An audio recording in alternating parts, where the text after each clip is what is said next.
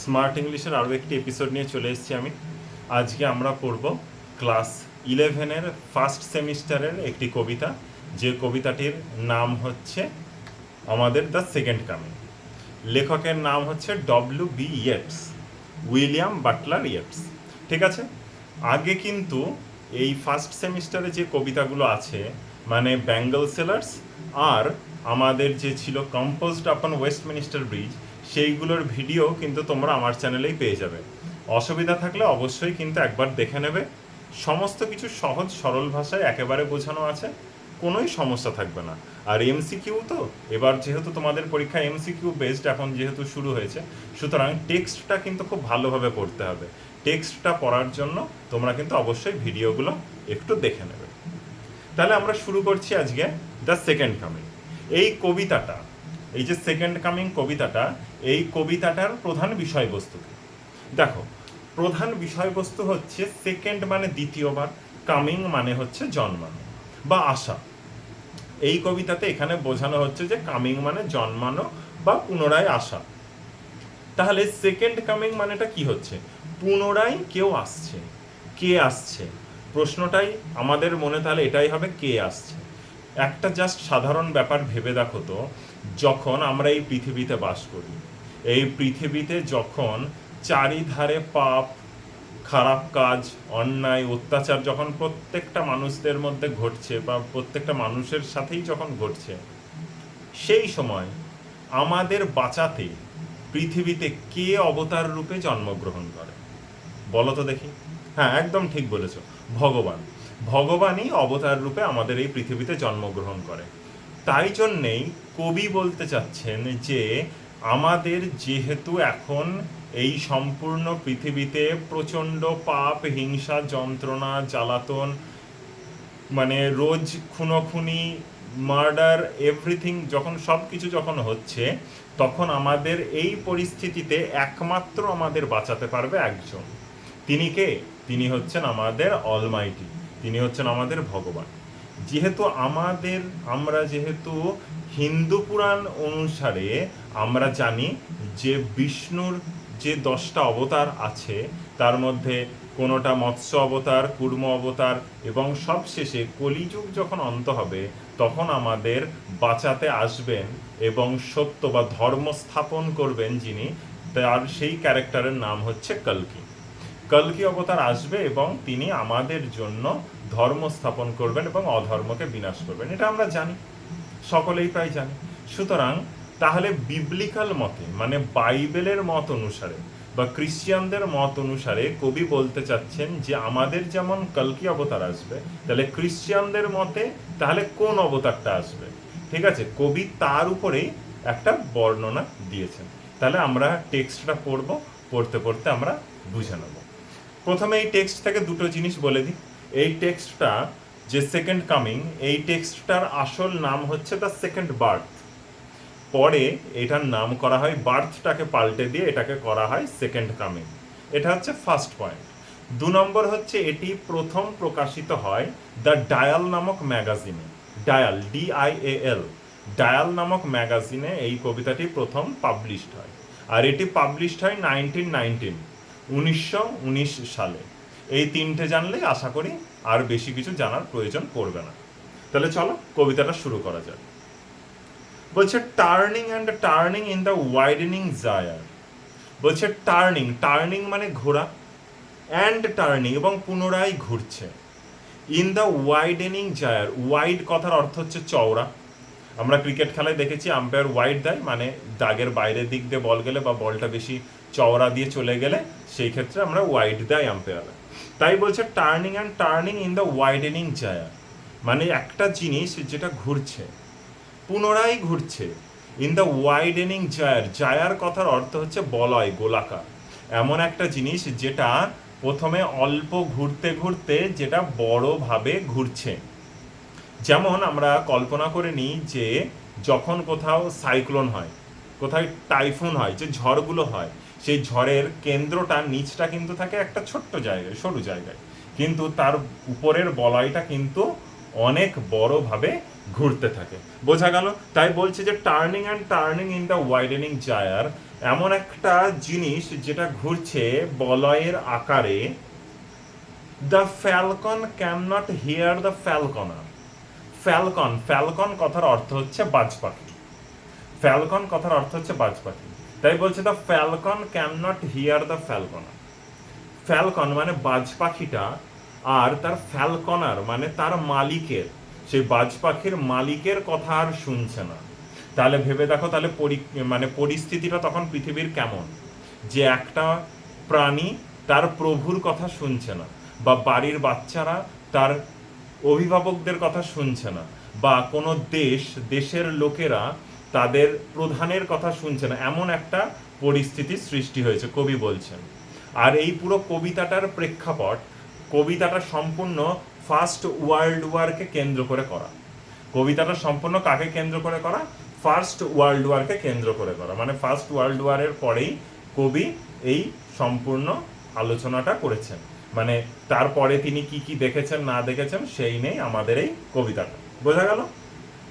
বলছে things fall apart, যেহেতু যুদ্ধের কথা কবি বলেছেন, তাই কবি দেখাচ্ছেন যে থিংস ফল অ্যাপার্ট, থিংস মানে জিনিসপত্র, থিংস মানে জিনিসপত্র, ফলস অ্যাপার্ট মানে চারিধারে কি আছে? ছড়িয়ে ছিটিয়ে আছে। জিনিসপত্র চারিধারে কি আছে? চারিধারে জিনিসপত্র ছড়িয়ে ছিটিয়ে আছে। The centre can not hold, centre মানে আমরা ধরে নিই যে সেন্টার বলতে এখানে আমরা ধরে নিই, আমরা যেমন বলি সেন্ট্রাল গভর্নমেন্ট মানে কেন্দ্রীয় সরকার, ঠিক আছে, বা কোনো জায়গার সেন্টার মানে মাধ্যম, প্রধান কেন্দ্রটা ক্যান নট হোল্ড, তারা ধরে রাখতে পারছে না, বা তারা তাদের ক্ষমতাটা রাখতে পারছে না। মেয়ার anarchy is loosed upon the world.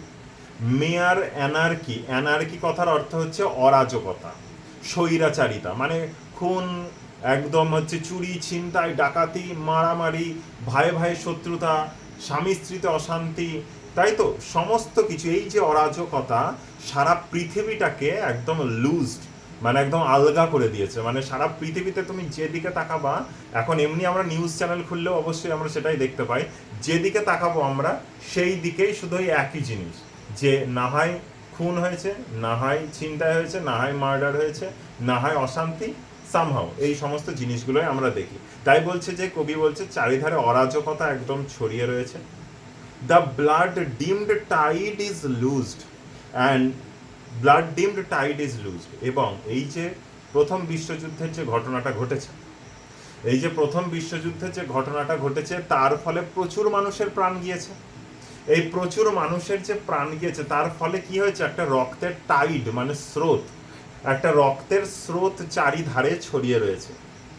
And everywhere, এবং সব জায়গায়, the ceremony of innocence is drowned, সব জায়গায় যে সরলতা, ইনোসেন্স মানে সরলতা, নিষ্পাপতা, মানে যারা খুব সাদা মনের মানুষ হয়, আমি মানুষদের দিয়েই বলছি, যারা খুব সরল হয়, যাদের মনের মধ্যে কোনো জটিল প্যাচ নেই, তারা সব জায়গায় ড্রাউন্ড মানে ডুবে যাচ্ছে। তারা সব জায়গায় কি হচ্ছে? তারা সব জায়গায় ডুবে যাচ্ছে। এটাই হলো কবির বক্তব্য, মানে যারা ভালো তারা ডুবে যাচ্ছে। The best lack all conviction, the best lack all conviction, যারা ভালো, বেস্ট, অন্যদের থেকে যারা ভালো, ল্যাক অল কনভিকশন, কনভিকশন কথার অর্থ হচ্ছে ফেইথ, বিশ্বাস বা কনফিডেন্স। ল্যাক অল কনভিকশন, তারা নিজেদের মধ্যে যে কনভিকশন, বিশ্বাসটা তারা হারিয়ে ফেলছে, যে আর বেঁচে থেকে কি হবে, আর কি বা আমরা করতে পারি, আমরা তো এত এক্সপেক্ট করেছিলাম, এত আশা করেছিলাম, কিন্তু তার প্রতিদানে আমরা কি পেলাম? ঠিক আছে, এই যে জিনিসটা তাদের মধ্যে থেকে একদম ল্যাক করছে, মানে তাদের মধ্যে খামতি আনছে। While the worst are full of passionate intensity, অপরদিকে কবি বলতে চাচ্ছেন দ্য ওর্স্ট, যারা হচ্ছে একেবারে খারাপ, আমাদের এইদিকে যেমন বেস্ট মানে সব থেকে ভালো, আর ওর্স্ট মানে সব থেকে খারাপ, যারা সব থেকে খারাপ আর ফুল অফ প্যাশনেট ইন্টেন্সিটি, তারা কি করছে? তাদের সমস্ত কাজ করছে প্রচণ্ড আগ্রহের সাথে, প্রচণ্ড জোরপূর্বক। আমরা চারিধারে তাকালেও তো দেখতে পারি যে সৎ মানুষ যারা, যারা খুব খেটে পরিশ্রম করে ইনকাম করছে, তাদের হাতে অর্থের পরিমাণ কম, কিন্তু যারা খারাপ কাজ করে ইনকাম করছে হয়তো তাদের হাতে অর্থের পরিমাণ বেশি। ঠিক আছে, এগুলো হচ্ছে আমরা চারিধারে আমাদের সারাউন্ডিংস আমরা অবশ্যই সব কিছু দেখতে পাই। তাই বলছে যারা খারাপ তারা কি করছে, আর ফুল অফ প্যাশনেট ইন্টেন্সিটি, তারা তাদের কাজটা করছে সম্পূর্ণ জোর দিয়ে। শিওরলি, নিশ্চিতভাবে, সাম রেভলিউশন ইজ অ্যাট হ্যান্ড, নিশ্চিতভাবে কোনো কিছু, নিশ্চিতভাবে কোনো কিছু অবশ্যই আমাদের হাতে আসতে চলেছে। কি বললাম? নিশ্চিতভাবে কোনো কিছু অবশ্যই আমাদের হাতে আসতে চলেছে বা কোনো কিছুর আবির্ভাব হতে চলেছে। রেভলিউশন মানে এখানে কবির ভাষায় এখানে রেভলিউশন মানে আবির্ভাব। নিশ্চিতভাবে এখানে কবি বলতে চাচ্ছেন যে কোনো কিছুর আবির্ভাব হতে চলেছে। শিওরলি, আবার কবি বলছেন নিশ্চিতভাবে, the second coming is at hand, দ্বিতীয় জন্ম ভগবানের প্রায় আমাদের হাতের কাছেই চলে এসেছে। মানে দ্বিতীয়বার আবার জন্মানোর কথা কবি বলছে। কার জন্মানোর কথা বলছে? আমাদের ভগবানের। এখানে ভগবান বলতে কাকে বোঝানো হয়েছে? যীশু খ্রিস্ট। যীশু খ্রিস্টের রিজারেকশন মানে পুনরায় তার যে বেঁচে ওঠা, সেটা নিয়েই এই সম্পূর্ণ কবিতাটা। ঠিক আছে? দ্য সেকেন্ড কামিং, হ্যাঁ, দ্বিতীয় জন্ম। দেখো দিয়ে একটা এক্সক্লেমেশন মার্ক আছে। কবি বলছেন যে হ্যাঁ, আবেগের সাথে বলছেন হ্যাঁ, দ্বিতীয় জন্ম।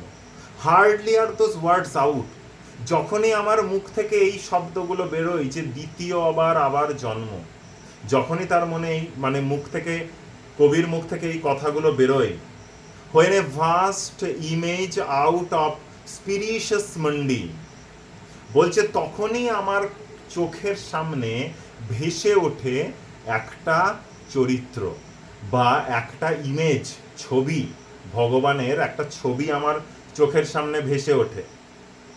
তার নাম কি বলছে? স্পিরিশাস মন্ডি। সেটা কি আমরা পরের লাইনে দেখে নিই। ট্রাবলস মাই সাইট, সাইট মানে আমার যে চোখের দৃশ্যমানতা। কবি বলতে চাচ্ছে যে আমার এই দৃশ্যমানতাটাকে কি করে? ট্রাবল করে, যন্ত্রণা দেয়। তার ভগবানের সেই রূপ, ভগবানের সেই রূপ দেখে আমি যন্ত্রণা বোধ করি। Somewhere in the sands of the desert, সম্ভবত সেই ভগবানের সেই রূপটা রয়েছে কোনো মরুভূমিতে। সম্ভবত তার রূপটা রয়েছে কোথায়? কোনো মরুভূমিতে। A shape with lion body and the head of a man, যে ভগবানের রূপটা কবি বলতে চাচ্ছেন যে যার সর্বশরীরটা কিসের? Shape of A Lions body, মানে তার শরীরটা হচ্ছে সিংহের, আর মাথাটা আমাদের কার? মানুষের। মনে করে দেখো তো, এই রকম চরিত্র আমরা কোথায় পড়েছি? ক্লাস 6-এ পড়েছিলাম। ক্লাস 6-এর যে গল্পটা আছে, যে ঈশান নিয়ে যে কমিক যে গল্পটা ছিল আমাদের, যে গিজার পিরামিড, গিজাতে যাবে, কায়রোতে যাবে, মিশরে যে পিরামিড দেখতে, সেইখানেই বলা ছিল যে এই চরিত্রটার কথা, যে পিরামিডগুলোকে পাহারা দেয়। তার নাম কি ছিল? হ্যাঁ, ঠিক বলেছো, তার নাম ছিল স্ফিংস। তার নাম ছিল স্ফিংস। এইটাই হচ্ছে সেই চরিত্র যার হেড, মাথাটা হচ্ছে মানুষের আর বডিটা হচ্ছে সিংহের। এর থেকে কি প্রমাণিত হয়? এর থেকে প্রমাণিত হয় যে তার ইন্টেলিজেন্স, বুদ্ধিটা মানুষের মতন, কারণ মানুষ হচ্ছে পৃথিবীর মধ্যে সব থেকে উন্নত প্রাণী। আর তার বডিটা হচ্ছে লায়ন মানে সিংহের, সে একটা সিংহের মতন, পশুরাজ সিংহের মতন সে বলবান। A shape with lion's body and a head of a man, যার শরীরটা হচ্ছে সিংহের এবং মাথাটা হচ্ছে মানুষের। A gaze blank and pitiless as the sun, সে তাকিয়ে রয়েছে, গেজ মানে এক দৃষ্টে তাকিয়ে থাকা, তাকিয়ে রয়েছে, ব্ল্যাঙ্ক মানে একভাবে, তার যারা পাপী তাদের দিকে একভাবে সে তাকিয়ে রয়েছে। অ্যান্ড পিটিলেস অ্যাজ দ্য সান, এবং পিটিলেস তার মধ্যে পিটি মানে করুণা, পিটিলেস মানে সে একদম করুণাহীন, মানে সেই ভগবানের রূপটা কারুর উপরে স্পেয়ার করে না, কাউকে সে ছাড়ে না, একদম কাউকে করুণা দেখায় না। অ্যাজ দ্য সান, একদম সূর্যের মতো। সূর্য যেমন কারোর উপরে করুণা দেখায় না যে আমি আজকে খুব গরম পড়েছে, থাক তাহলে আজকে লোকেরা কষ্ট পাচ্ছে এত গরমে, তাহলে আমি আজকে কি করি, তাপটা কম দিই। তা কি হয় কখনো? তা তো হয় না। তাহলে বলছে যে একদম সূর্যের মতন সে একদম নির্মম হয়ে যায় তখন। Is moving its slow thighs, thigh কথার অর্থ হচ্ছে আমাদের উরু। ঠিক আছে? বলছে সেই চরিত্রটা, সেই ভগবানের ইমেজটা, সে আস্তে আস্তে তার থাইটা নিয়ে এগোচ্ছে। হোয়াইল অল অ্যাবাউট ইট, ঠিক তখনই তার চারিপাশে রিল শ্যাডোজ, এই রিল কথার অর্থ হচ্ছে আমাদের ইনস্টাগ্রামে রিল নয় কিন্তু, রিল মানে হচ্ছে ঘোড়া। Reel shadows of indignant desert birds, বলছে ঠিক তখনই সেই পশুটা মানে সেই ভগবানের যে রূপটা সেটা যখন হেঁটে আসছে তখন তার উপরে উড়ছে ইন্ডিগন্যান্ট ডেজার্ট বার্ডস, মানে ডেজার্ট কথার অর্থ মরুভূমি, মরুভূমির কিছু পাখি সে তার উপরে উড়ছে এবং তার ছায়া, সেই পাখির ছায়াগুলো নিচে পড়ছে। ইন্ডিগন্যান্ট কথার অর্থ হচ্ছে অ্যাংরি, রেগে যাওয়া। হ্যাঁ, ইন্ডিগন্যান্ট ডেজার্ট বার্ড, সে রেগে যাওয়া হিংস্র সেই পাখিগুলো তার সাথে উঠছে। দ্য ডার্কনেস ড্রপস এগেইন, পুনরায় আবার অন্ধকার বা পাপের ঘরা আবার পূর্ণ হবে। বাট নাও, কিন্তু এখন, আই নো, আমি জানি, that 20 centuries of stony sleep, এই যে 20 সেঞ্চুরি, 1 সেঞ্চুরি মানে 100 বছর, তাহলে 20 সেঞ্চুরি কথার অর্থ হচ্ছে 2000 বছর। এই 2000 বছর যে, এই 2000 বছর যে এই ভগবানের এই যে ক্যারেক্টারটা, এই যে ইমেজটা, এটা তো একদম পাথরের তৈরি, তো তাই বলছে এই ইমেজটা একেবারে কেমন ছিল, স্টোনি স্লিপ, পাথরের মতন সে ঘুমিয়েছিল।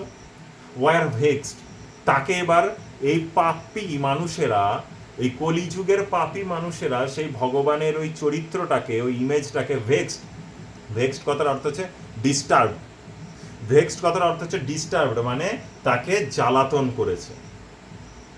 টু নাইটমেয়ার, তার কাছে একটা দুঃস্বপ্নের সৃষ্টি করেছে।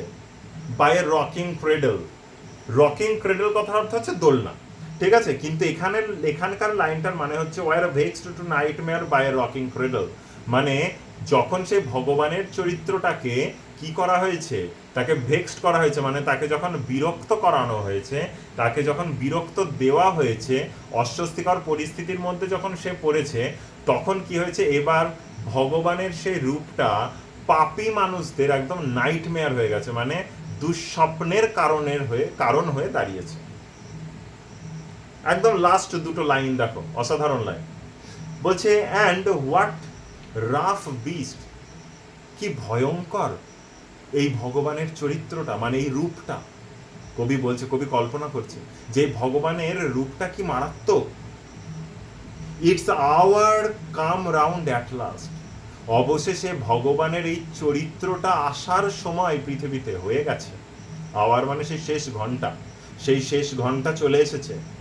স্লাচেস towards Bethlehem to be born, হয়তোবা সেই ভগবানের চরিত্রটা, সেই রূপটা কি পুনরায় বেথলেহেমে জন্মাবে, পুনরায় কি বেথলেহেমে জন্মাবে। এই বেথলেহেমে কে জন্মেছিল, বেথলেহেমে জন্মেছিল আমাদের জিসাস ক্রাইস্ট, তাই তো, খ্রিস্টানদের জিসাস ক্রাইস্ট, আমাদের যীশু খ্রিস্ট জন্মেছিল বেথলেহেমে। এই বেথলেহেমে কি আবার পুনরায় জন্মাবে, পুনরায় কি তার সে ওখানে আবার জন্মাবে একটি আস্থা বলে, এবং সেখান থেকে আবার পৃথিবীকে নতুনভাবে ধর্ম স্থাপন করবে, অধর্মকে বিনাশ করে। কবির প্রশ্ন শেষে এটা। আশা করি বুঝতে পেরেছ। কেমন লাগলো অবশ্যই জানিও, যদি ভালো লাগে অবশ্যই একটা চ্যানেলটাকে সাবস্ক্রাইব করে দেবে, লাইক শেয়ার করতে ভুলবে না, অবশ্যই বন্ধুদের মধ্যে ছড়িয়ে দেবে। কোনো প্রশ্ন থাকলে অবশ্যই কমেন্টে জানাবে। Thanks for watching.